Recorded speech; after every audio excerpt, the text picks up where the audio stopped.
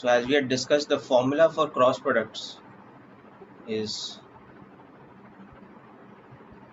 this. It is AB sine theta multiplied by the unit vector n cap, where n cap is the unit vector perpendicular to the plane of A and B.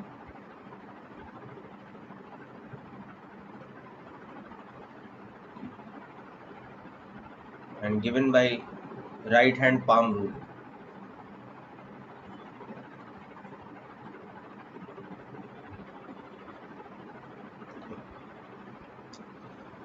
Whereas if vectors A and B are given in component form, then we can express the cross product as the determinant of this matrix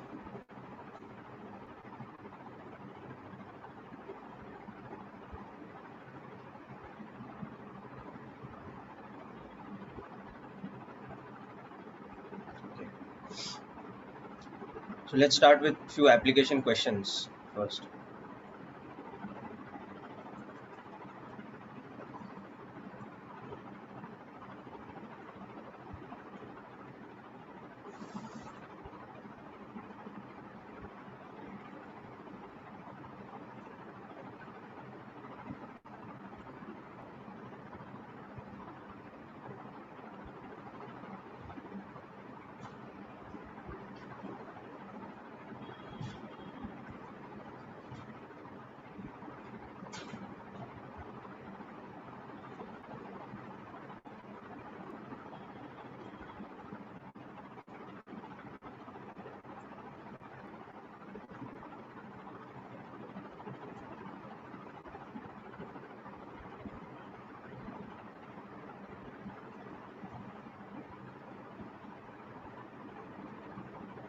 Start with this example and an example of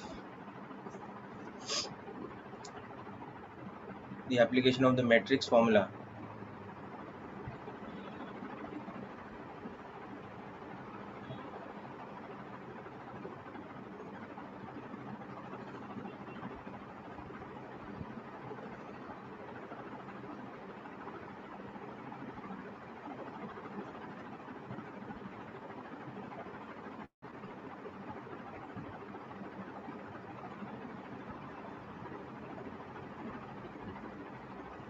Okay, work this out, please, people.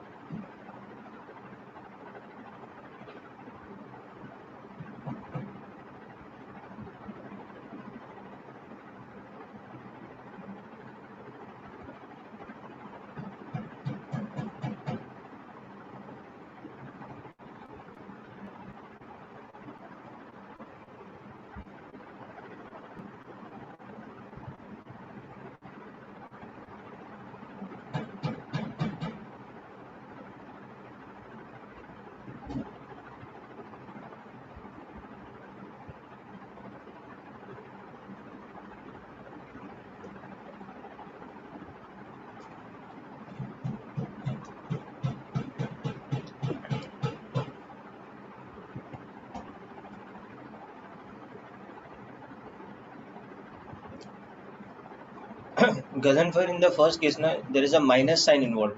Okay, that means theta is what kind of angle?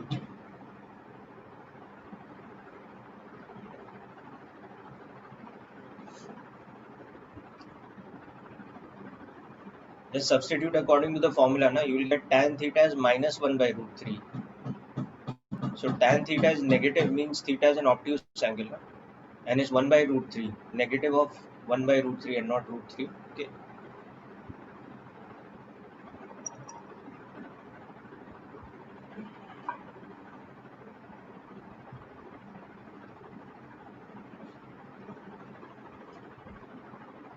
Just take your calculation for both the parts.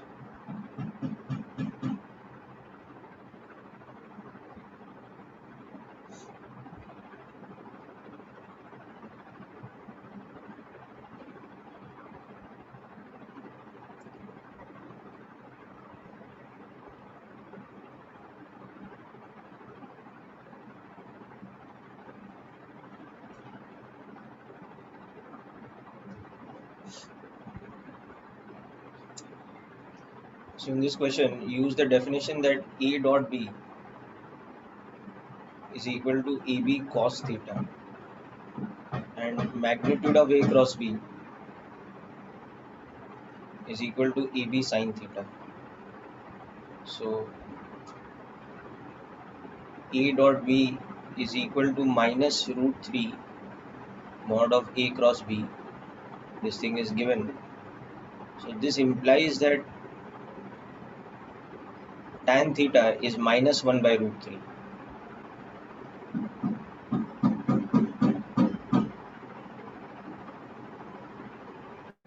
Okay.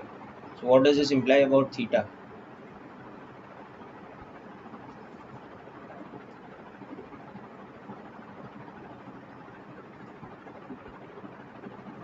You know that tan 30 degrees is 1 by root 3. Therefore, tan of 180 minus 30 is minus 1 by root 3, or tan 150 degrees. So this is the relation we use. So theta is equal to 150 degrees. So that's the first part done.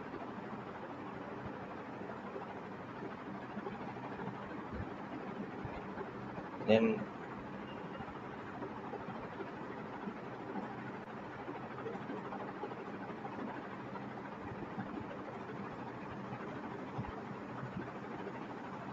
so A's magnitude is 10, B's magnitude is 20, and sine 150 degrees.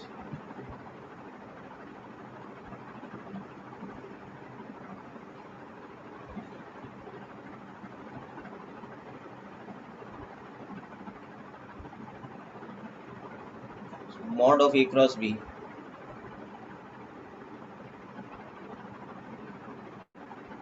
becomes this much.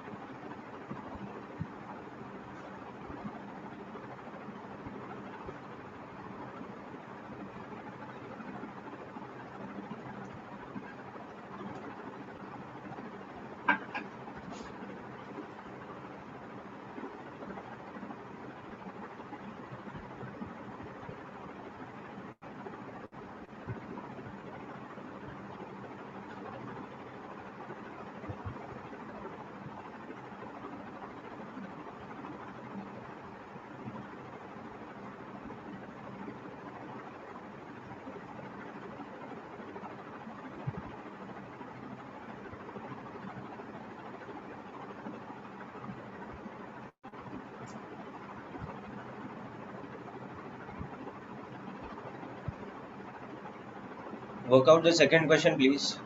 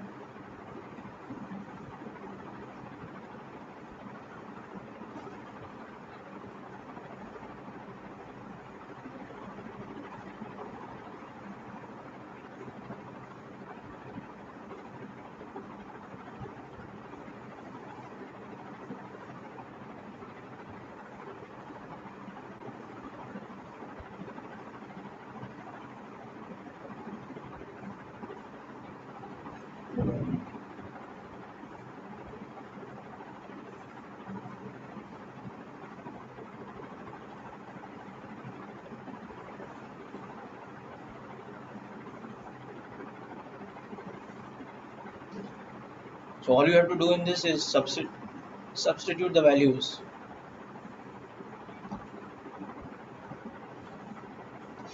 This matrix,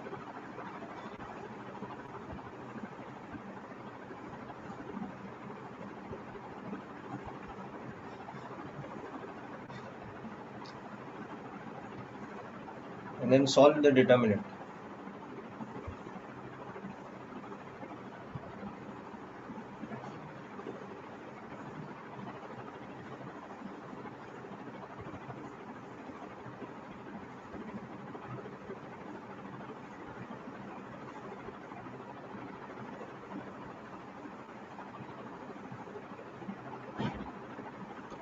So pay attention to the minus sign that comes in the middle one. Okay.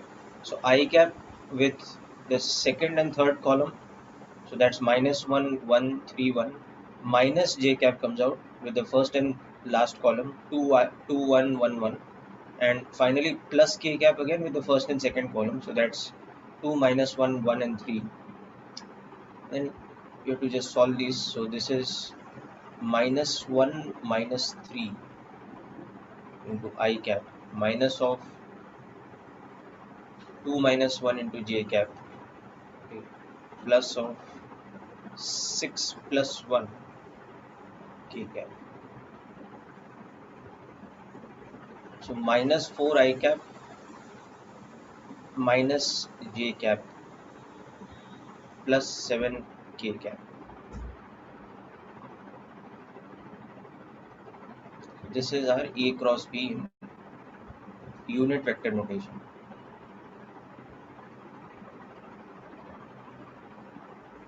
In the next step, we have to just calculate its magnitude.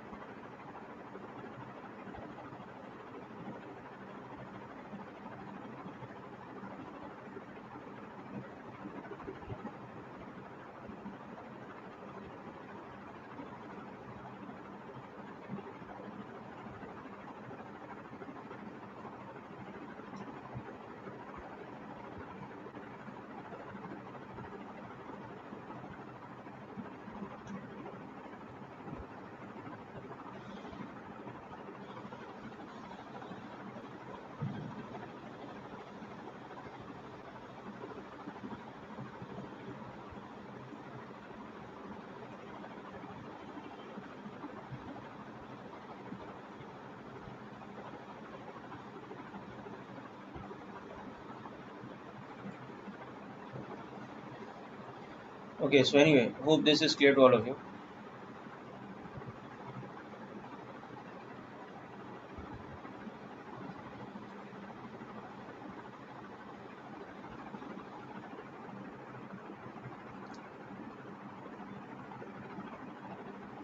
Now about application of cross product, one important thing, magnitude of A cross B, which is AB sine theta. This has an important significance. This represents the area of a parallelogram with sides A and B, or it is also equal to 2 times the area of a triangle with sides as vector A and B. Let's understand how that works out.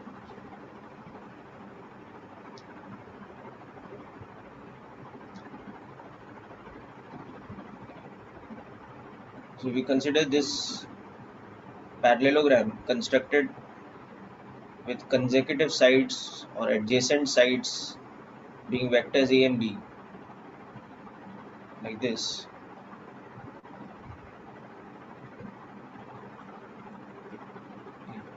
We can see that in this parallelogram, this side's length is B. So if we drop a perpendicular here,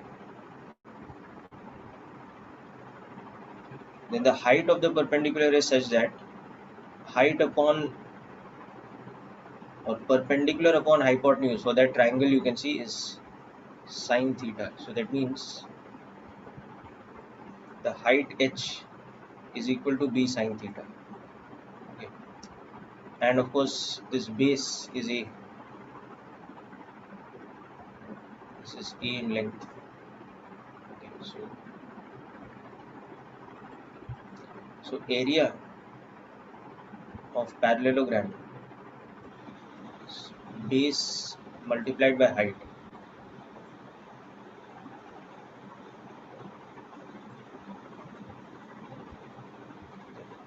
So that is nothing but magnitude of A cross B by definition. So this is that. Similarly, if we construct a triangle using vectors A and B, for example, construct a triangle like this.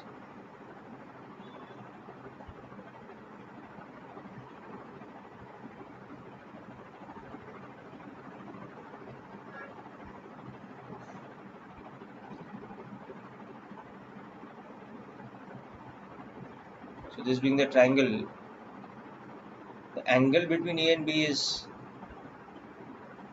this exterior angle. Okay.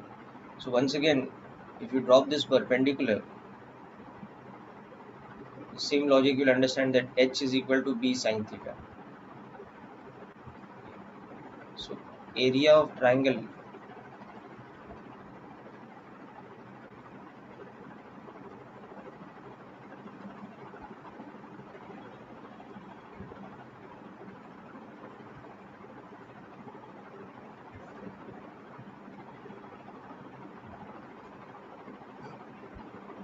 okay, like this. We can also construct another type of triangle using A and B, where instead of drawing A and B as consecutive sides of the triangle, we draw them as adjacent sides. So another possible situation, the same two vectors A and B, but they are drawn from the common origin to construct the triangle.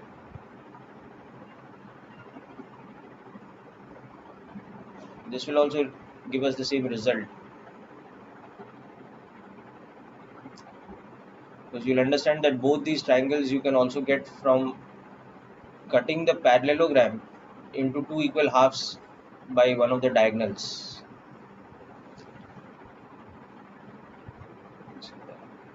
This height is again h, this side is b, this side is a. So this also gives you this triangle also gives you this. So make a note of this quickly.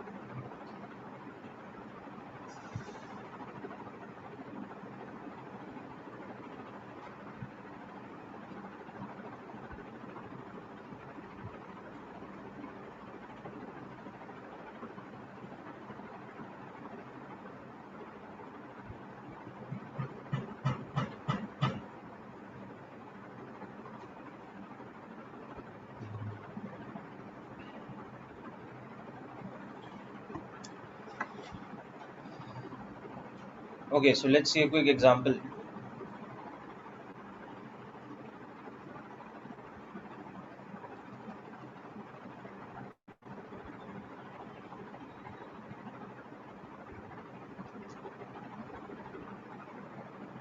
Suppose we have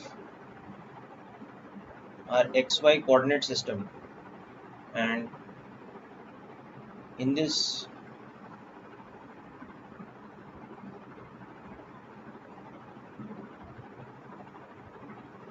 we're having two vectors like this.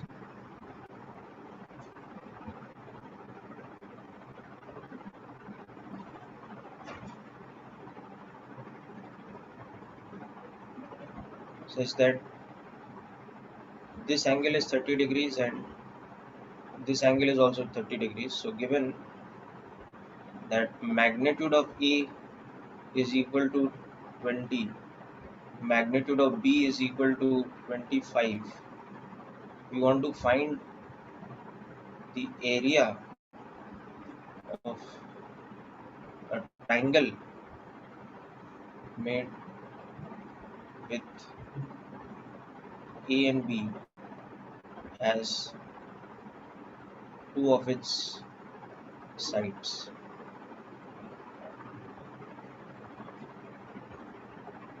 So this triangle's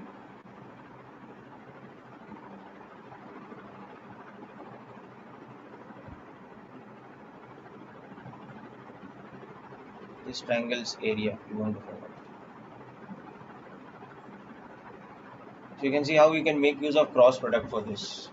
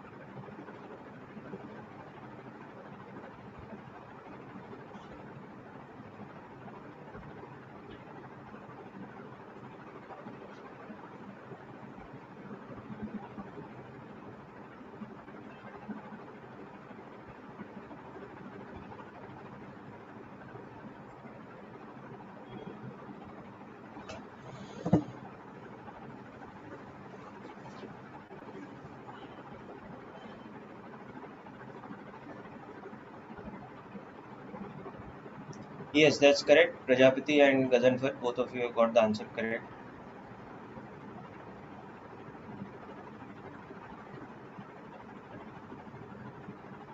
No, but there is a root 3 factor. Wait, it's not correct, I think. There is a factor of root 3 also.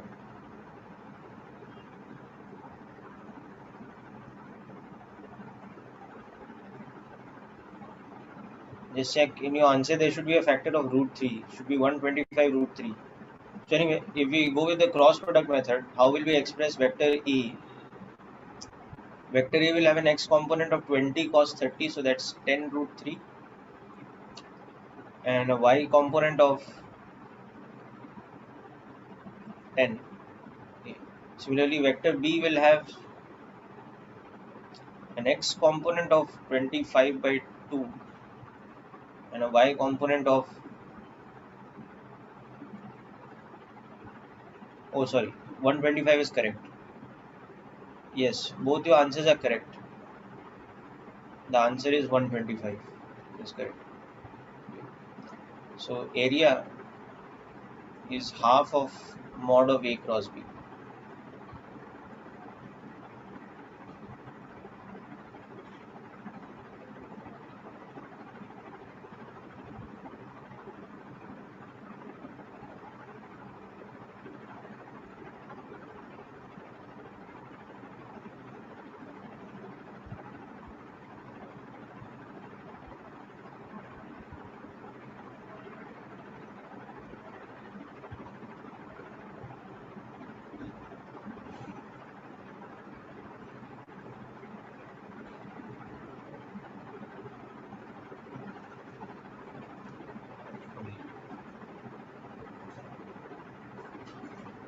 The same thing you can also understand geometrically, that you can see in the diagram that this angle is 60 degrees.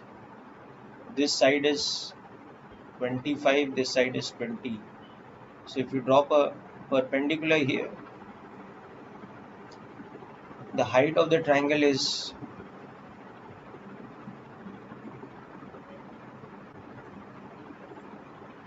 not 60, that is 30.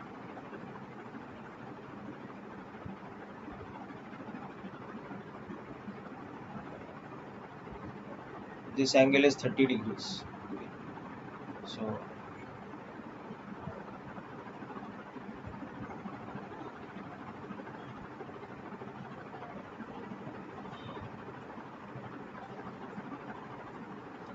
that is 25 by 2, and the base is 20. Therefore area is half base into height.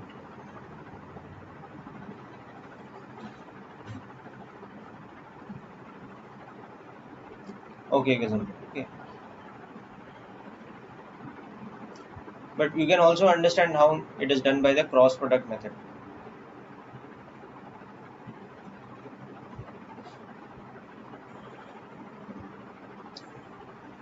Okay, so with this we complete vector algebra. Now we'll be moving on to the next chapter, actually forces and Newton's laws of motion.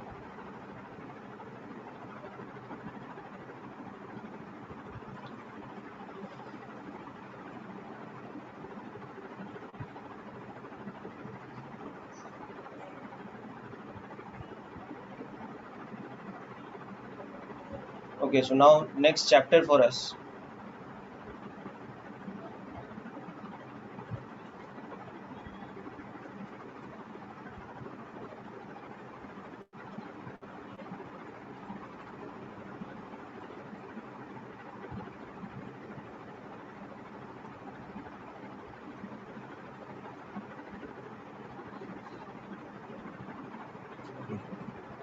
So obviously the chapter starts with the understanding of Newton's three laws. So law number 1 is called the law of inertia, okay, which states that any body in a state of rest or uniform motion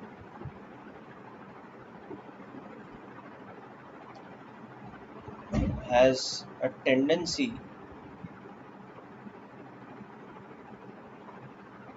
to continue in its state until and unless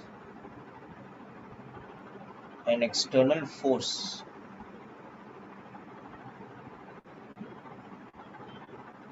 acts on it. So the way to understand this is, if a body is lying on a smooth horizontal surface and it is at rest, so it will want to continue in a state of rest. It will not have a tendency to move on its own. So it will tend to continue in its state of rest until and unless some external force acts on it. So, so this body will continue to be at rest until some force acts on it. Okay. So this is showing the property of inertia of rest. Okay. Another example of inertia now would be, now if the same body has been given a push initially, so now it's moving along the smooth surface, but it's moving with some uniform velocity. So it's got some momentum.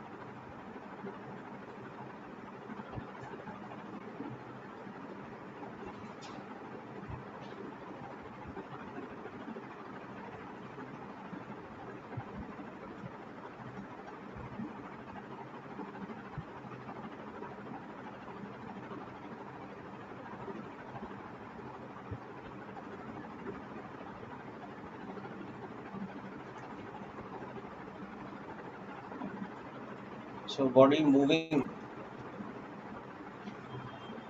on a smooth horizontal surface with uniform velocity v. Okay. Or we can also say it is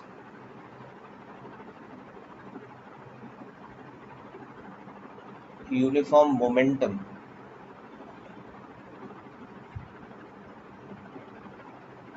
Momentum is denoted with the symbol p. It is mass into velocity. Okay. Will continue in its state of uniform motion.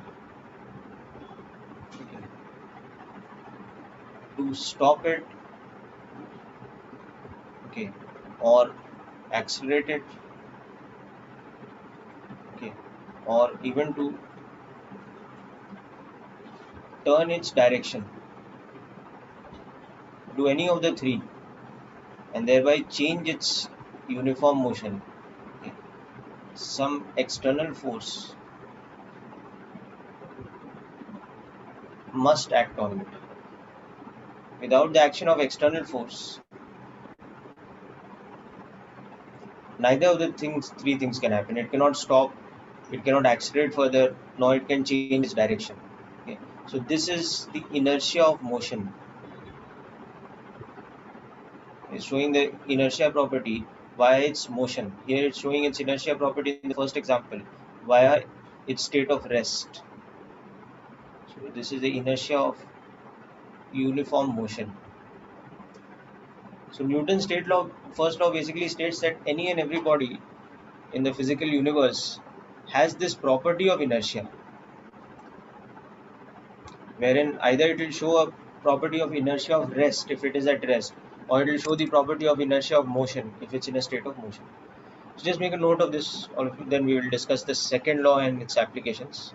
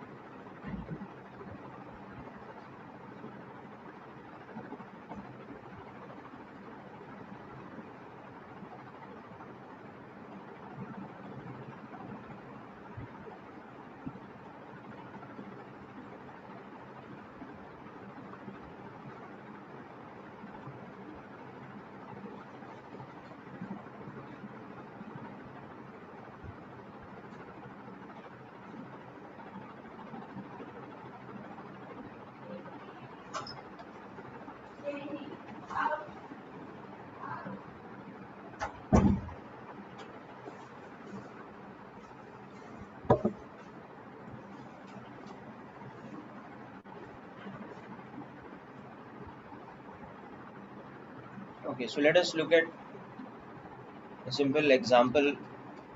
Okay, the concept of change in momentum first. Okay. So a body of mass 10 kilograms is initially moving towards east at a speed of 20 meters per second. Okay. Now, in some time,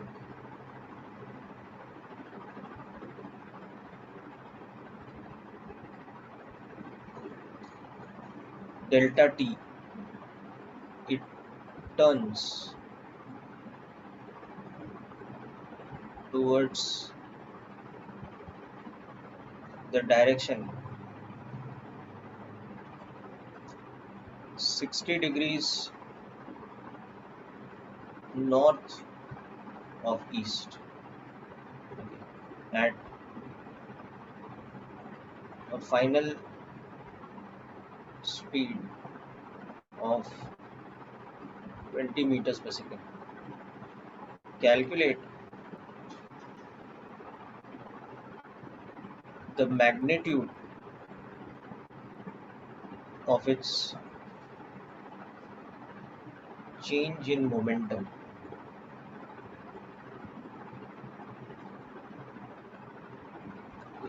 We understand that the quantity momentum is defined as mass multiplied by velocity.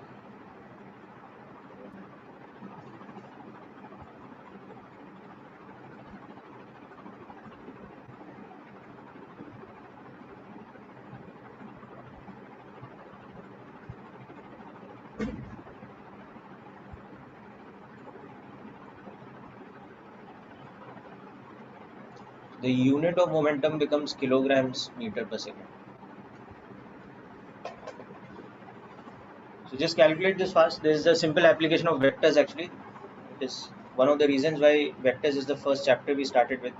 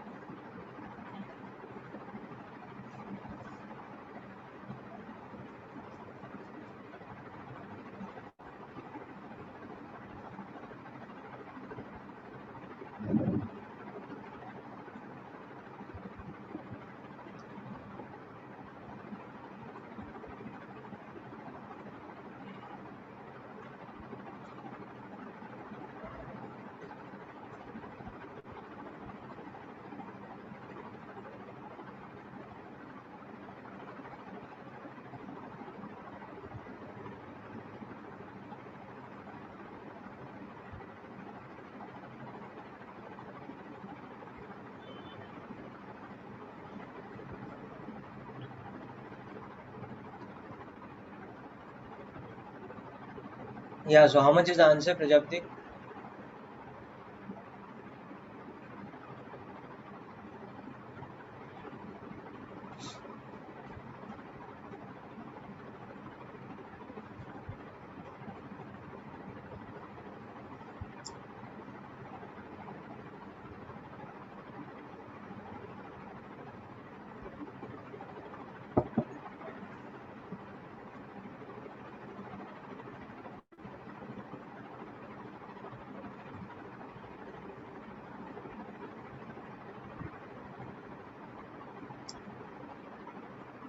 Yes, that is the initial momentum, that's correct. ठीक है, तो अभी change in momentum निकालना है ना. So change in momentum का मतलब क्या होता है? Final momentum minus initial momentum. So the hint to you is, see, momentum is a vector quantity, na? So when I say that we have to subtract two momentums, final momentum minus initial momentum, what kind of subtraction we have to apply? Vector subtraction, no, vector difference.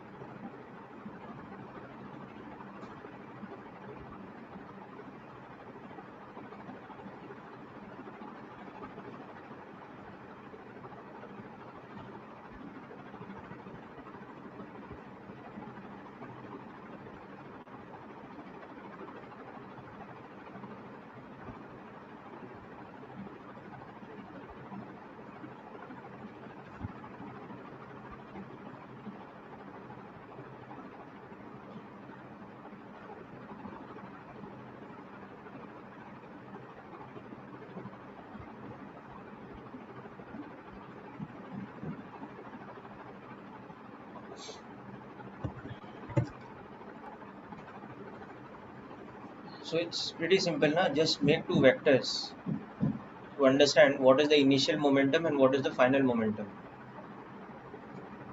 This is the whole purpose of learning about vectors. क्यों हमने vectors सीखे अभी तक?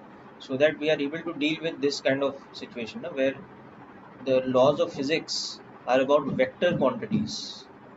Here we are talking about momentum. Okay.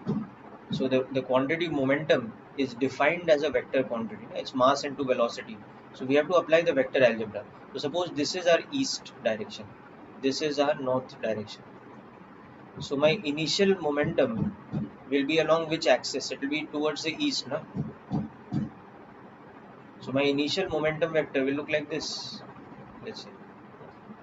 So this is my initial momentum, let us say P1, which is mass into initial velocity.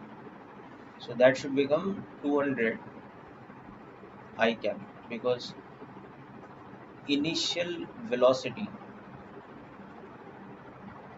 V1 was 20 meters per second along I cap, and mass is 10 kg. So in kilogram meter per second is the initial. But likewise, now what is the final momentum? So he is turning to the direction which is given to us in the question. That direction is given to us as what? 60 degrees east of north. So final velocity is like this. So final momentum will also be in the same direction. So ये angle 60 हो जाएगा, and this is our final momentum. Okay. So that will become how much? So final velocity v2, it is of magnitude 20 meters per second at 60 degrees north of east. Okay. So that means as a vector, it is how much? It is 10 I cap plus 10 root 3 j cap in meters per second. So the momentum will become mass into this. So it will become 100 I cap plus 100 root 3 j cap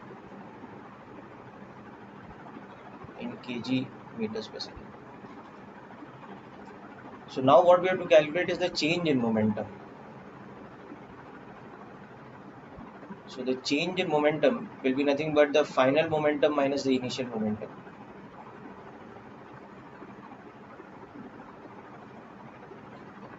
We can denote change in momentum with the symbol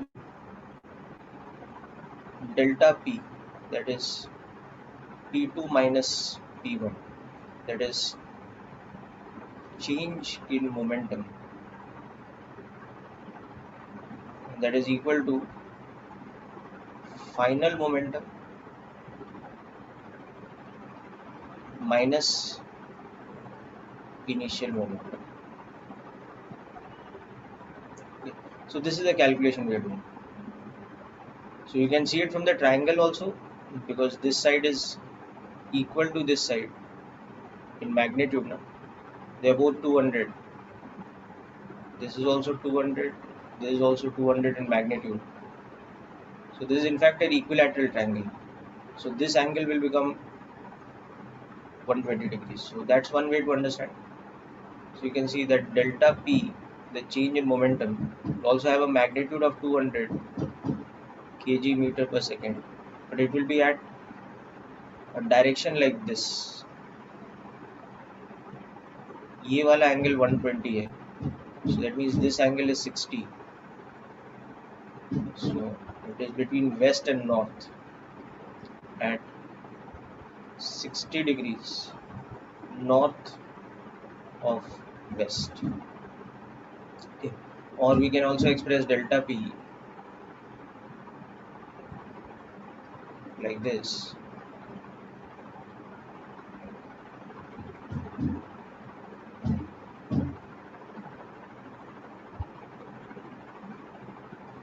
So in component form we can express it like this. It is minus 100 I cap plus 100 root 3 j cap.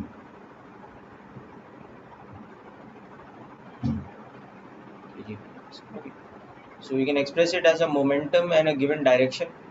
I mean as a scalar and a given direction, magnitude and direction separately given, or we can express it in component notation.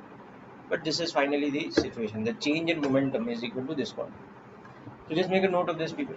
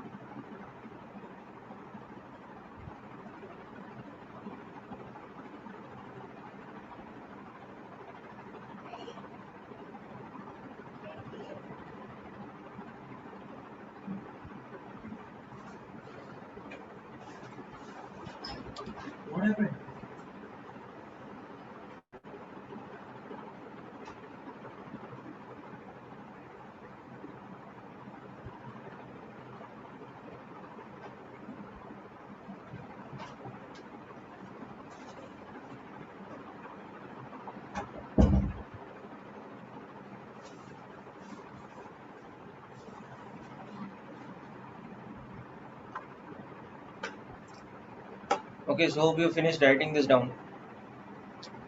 And now let's move on to Newton's second law, which is actually the most important of all of them for us. Okay. The main application in this chapter will be of Newton's second law. Okay. It is called the force law. So it defines the concept of force. So the statement of this is that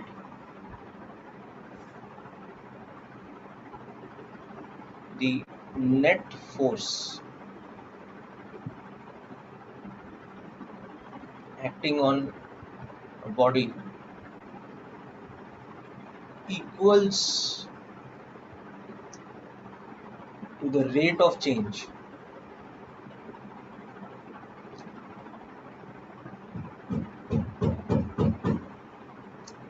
of momentum for it. Okay. So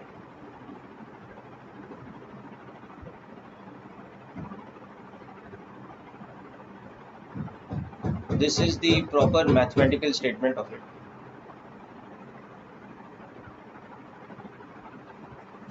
where net force F net equals the vector sum of all external forces acting on a body. Okay. And this thing is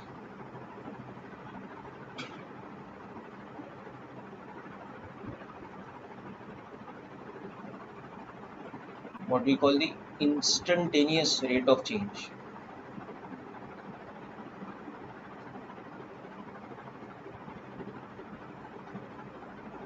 of momentum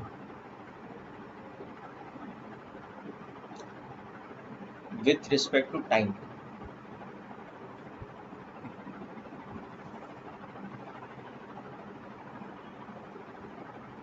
So make a note of this definition first.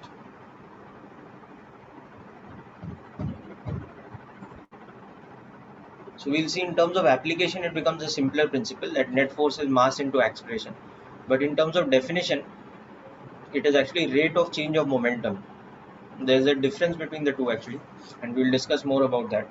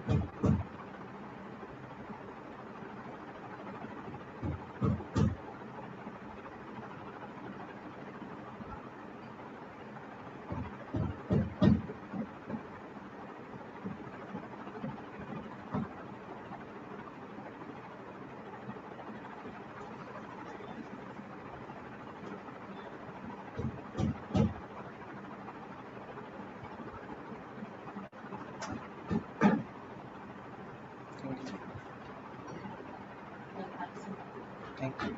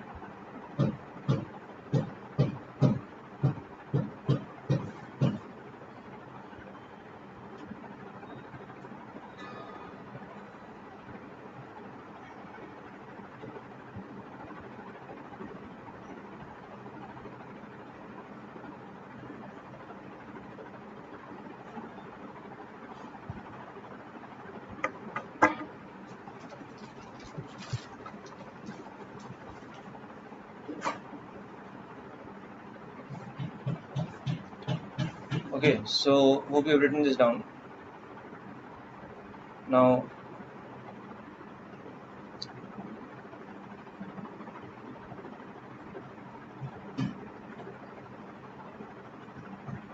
for a rigid body or particle, whichever of the two we are dealing with, okay, mass m is constant.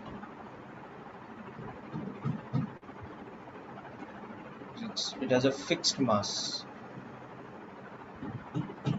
Therefore, rate of change of momentum dp by dt, which is rate of change of mass into velocity, simply becomes mass into rate of change of velocity, because mass is fixed. Okay. And that becomes mass into acceleration, because rate of change of velocity is defined as acceleration. This is definition of acceleration, which you learned in kinematics. So therefore, Newton's second law statement becomes this. This becomes Newton's second law statement, provided the body is of fixed mass m. Okay. So in other words, the body is a rigid body.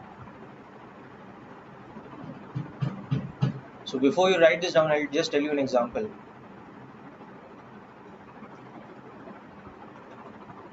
For example, for a system like a conveyor belt,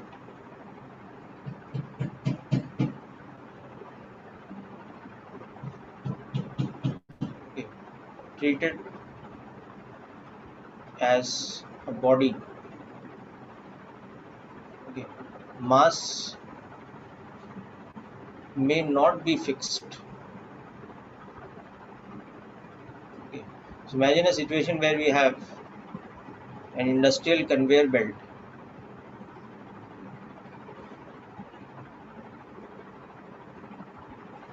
So as this belt is moving along on the rollers, from somewhere mass is being added to it.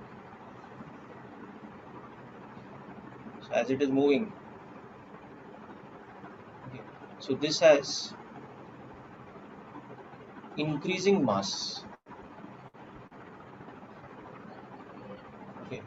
Or another example,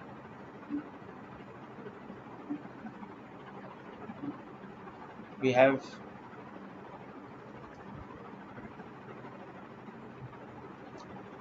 let's say a moving cannon firing away shells. Okay. So a cannon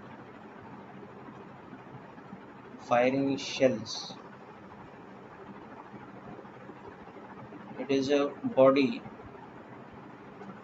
with decreasing mass.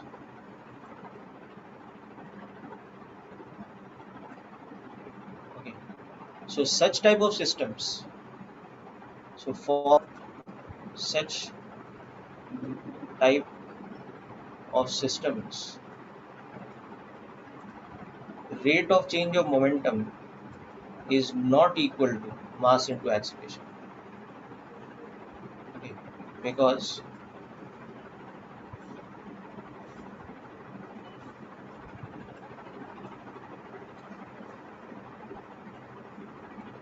in this, mass m is variable. Okay. Therefore, net force will be equal to rate of change of momentum, but that is not equal to mass into acceleration when mass is variable. Okay. So how to apply this law in that case, we will learn in a different chapter. Okay, that chapter is called center of mass or system of particles. In this chapter, Newton's laws of motion, we will only be dealing with rigid bodies which have fixed mass. So we need not worry about this second case, but just as a knowledge, general knowledge, you should know that we can convert this equation, net force is rate of change of momentum, into this equation only under the condition that we are dealing with fixed mass. It's only when we are dealing with fixed mass. Okay, so make a note of this portion first. This is very important.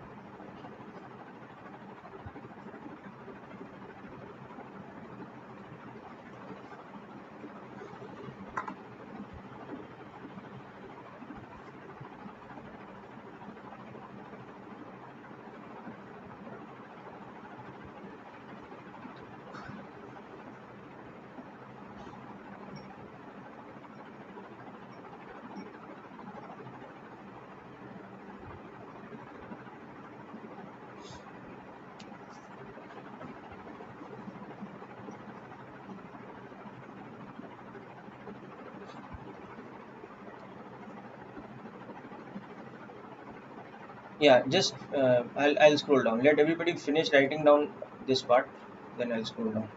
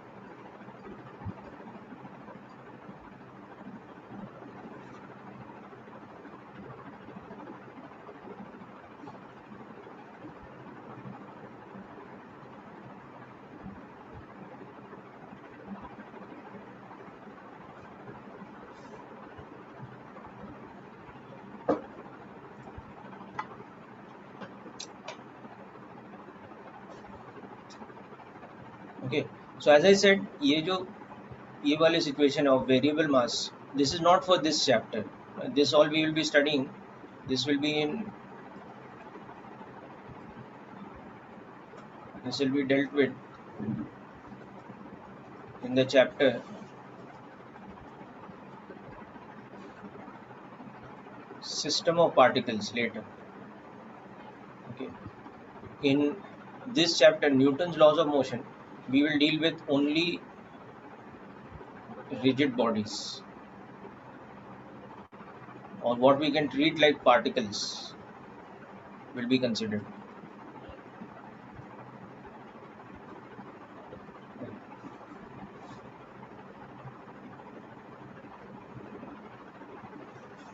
So let's finish up with a quick example. So we have this situation that on a frictionless surface, on a smooth floor,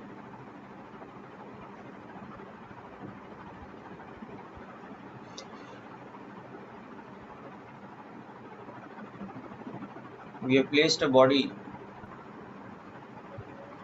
of mass 2 kilograms at rest initially. At time t equal to 0, it is at rest. Okay. Now, a combination of two forces start acting on it.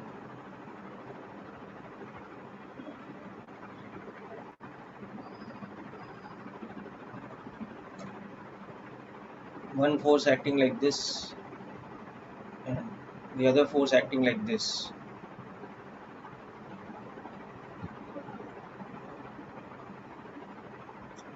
So the block is initially at rest. This is a smooth horizontal surface.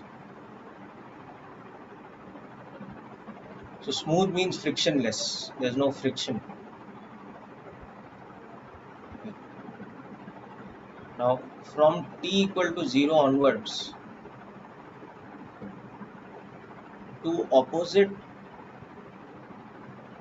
horizontal forces F1 and F2,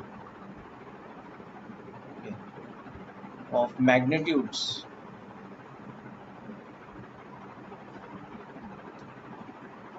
5 newtons and 3 newtons start acting on it.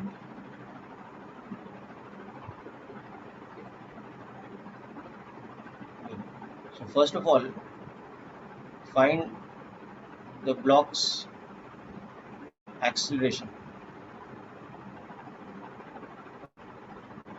and secondly,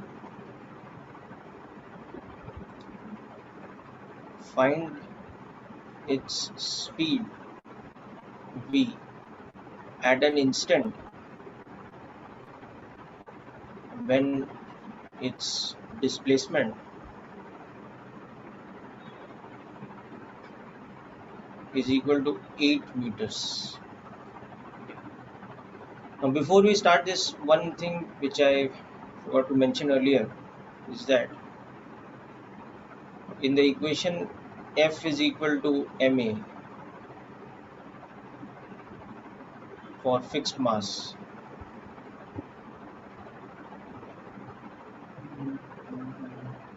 mass is expressed in kgs, acceleration is expressed in meters per second square, so force F becomes expressed in newtons. So 1 newton is equal to 1 kilogram meter per second square. So Newton is the SI unit, standard international unit for force. Something that I'm sure you're aware of, but additionally you can note down this. Okay, work this question out quickly. This is pretty simple, and then we'll wind up for today.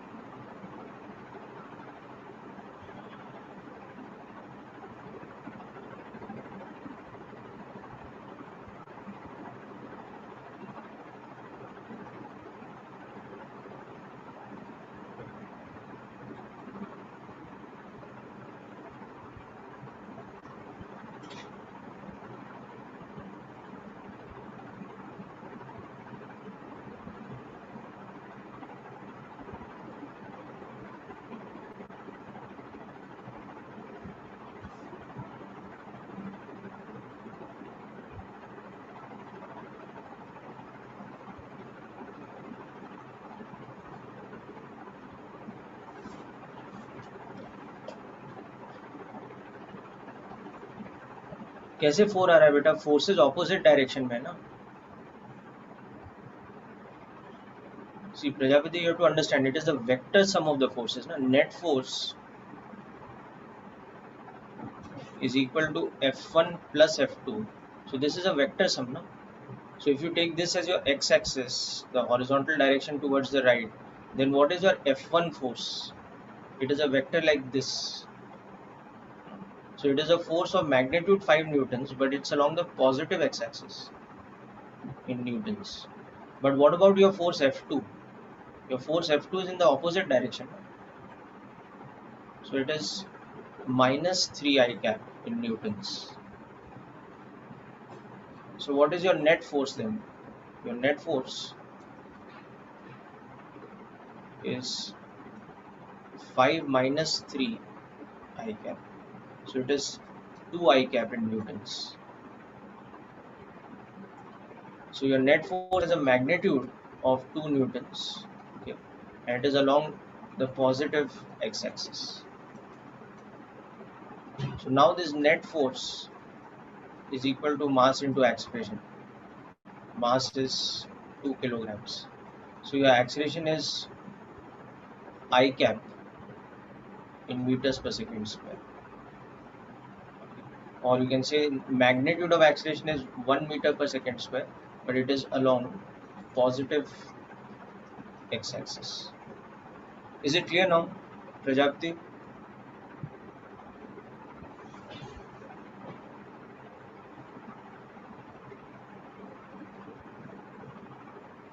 Four कब होता है? When both of them were applied parallelly.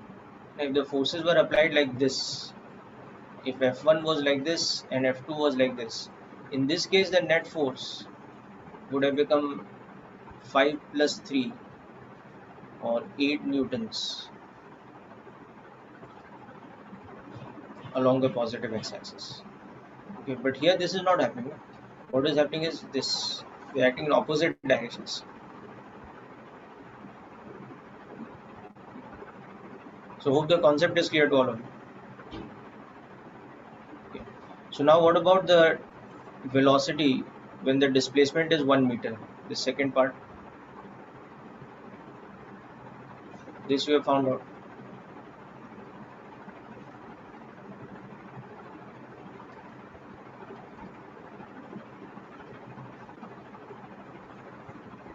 So use the relation v square is equal to u square plus 2as.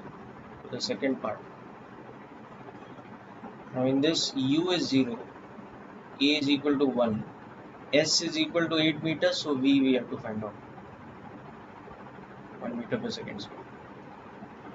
So v square is equal to 2 into 1 into 8. So v will become square root of 16 or 4 meter per second. So this is your final answer. Okay. So hope this question is fully clear, people. Note down the solution and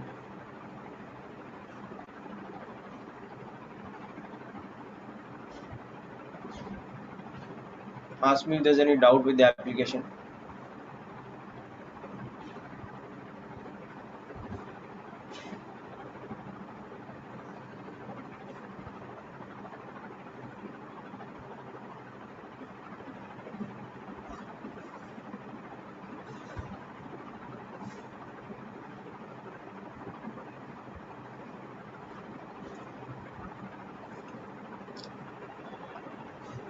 Okay, people. So with that, we conclude today's session and wish you a very happy Diwali, the week coming up, and we will meet up next week after your Diwali vacations and pick up from here.